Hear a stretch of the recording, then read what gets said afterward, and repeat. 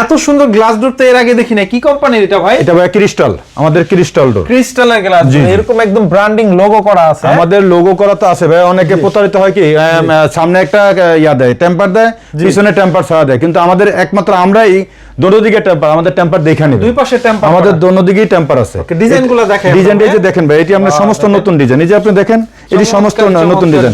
এই যে গেছে আপনার বিশ্বকাপের, যে বিশ্বকাপ গেছে বিশ্বকাপের ডিজাইন নিয়ে আসছি আমরা।